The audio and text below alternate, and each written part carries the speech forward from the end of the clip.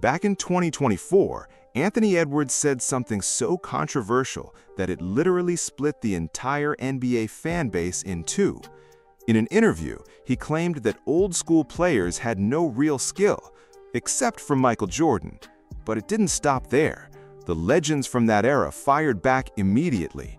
Then, 2 years later, Larry Bird was asked about it in a recent interview, and what he said might just be the most damaging response Anthony Edwards has ever received. What makes Edwards' comment even more shocking is that he openly admitted he never even properly watched those old games. The narrator compares it to someone watching a few TikTok clips and calling an entire movie trash. If that is what he said, I want someone to tell him birds eat ants. If you ever watch Larry Bird play live, you already know. This man was one of the greatest trash talkers in basketball history. So when he said birds eat ants, he wasn't joking around. A bird is a predator. An ant gets stepped on. Bird was sending Anthony Edwards a clear message. Compared to that era, you are small. You are nothing. Now let's talk numbers. In the 1987-88 season, Larry Bird averaged 29.9 points, 9.3 rebounds, and over 6 assists, while shooting 53% from the field, 41% from three, and 92% from the free throw line. The man was basically a human cheat code. And remember, today's game has no hand checking and way more spacing. Yet even now, maintaining that kind of efficiency is incredibly hard. So calling Bird unskilled is not just wrong, it's absurd. And here's the proof. On February 14, 1986, facing the Blazers, Bird decided to play almost the entire game left-handed. He even told the media beforehand that he was saving his right hand for the Lakers. What happened next? 47 points, 14 rebounds, and 11 assists. If that is not the definition of skill, then what is? Larry Bird wasn't just a great player, he was a master of mind games. In 1986, facing Xavier McDaniel, Bird pointed to a specific spot on the floor and told him, "I'm going to stand right here, catch the ball, and hit the shot right in your face." And then he did exactly that. This is what Bird's game was all about: confidence, skill, and total dominance. On top of that, Larry Bird is the only player in history to win 3 straight MVP awards, and he did it in an era where the three-point shot wasn't even valued the way it is today. Larry Bird wasn't the first legend to respond to Anthony Edwards. Magic Johnson appeared on Byron Scott's Fast Break podcast and clapped back, but so casually that he didn't even bother saying Edwards' name. Magic's message was simple. In that era, you didn't earn a seat at the Legends table without rings and trophies.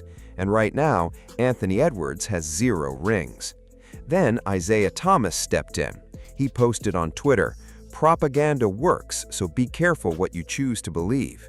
Isiah was pointing directly at modern NBA marketing, the machine that keeps telling young fans that real basketball skill only exists today. Don't forget, Isiah was only 6'1", but he was dribbling past and outmaneuvering Hall of Famers in an era where defenders were allowed to get extremely physical. That was real skill under real pressure. Kevin Garnett's point was crystal clear. Back in that era, efficiency of movement was everything. If a player dribbled too much, threw in fancy step-backs, or held the ball for 20 seconds, he didn't get highlights, he got benched. To survive back then, you had to beat your defender in 2 dribbles or less. Otherwise, enforcers like Bill Laimbeer would personally send you flying into the front row. And then there's Shaq. If skill just means hitting threes and flopping for foul calls, then sure, today's game looks skilled. But if skill means physically dominating in the paint against brutal defenders, then Anthony Edwards' take starts sounding more like fantasy than fact. The narrator then goes through a long list of legends to prove one thing. There were countless skilled players beyond just Michael Jordan. Take Hakeem Olajuwon. If he was unskilled, why did LeBron James and Giannis Antetokounmpo travel to Houston for private lessons? That alone proves that even today's superstars recognize the greatness of old-school legends. Hakeem's numbers speak for themselves. Over 3,000 blocks and 2,000 steals, a combination no one else in NBA history has ever achieved. And in the 1993-94 season, he won MVP, Defensive Player of the Year, and Finals MVP all in the same year. That is all-time skill, plain and simple. Then there's Kevin McHale, the player Charles Barkley called his toughest matchup ever. McHale shot 60% from the field and 80% from the free throw line. And when it comes to shooting, Mark Price and Craig Hodges were elite because shooting did not start with Steph Curry. Mark Price was a 40% three-point shooter in an era where defenders could physically harass shooters with hand checking. Bill Walton brought a point center style to the game long before Nikola Jokic made it famous. And here's something people forget. Zone defense was illegal back then. You couldn't hide weak defenders in a scheme. Every single player had to guard their man one-on-one. That made footwork and skill not just important, they were absolutely necessary to survive. Here's one of the most legendary moments in NBA history. Larry Bird walked into the locker room before the 1986 three-point contest, looked at all the top shooters in the league, and simply said, "So who's coming in second?" Then he won the whole thing without even taking off his warm-up jacket. That is next-level confidence backed by elite skill. And Bird wasn't alone. Bernard King dropped 60 points on Christmas Day 1984 at Madison Square Garden without hitting a single three-pointer. In that era, scoring inside the paint was brutally hard because the lane was packed with physical defenders. That kind of scoring took real craft. Then there's Reggie Miller's legendary 8 points in 9 seconds moment in the 1995 playoffs. And John Stockton? His records, 15,806 assists and 3,265 steals, still stand untouched today. If old-school players were truly unskilled, someone would have broken those records by now. Add to that Isiah Thomas dropping 25 points in a single quarter during the 1988 NBA Finals on a severely sprained ankle.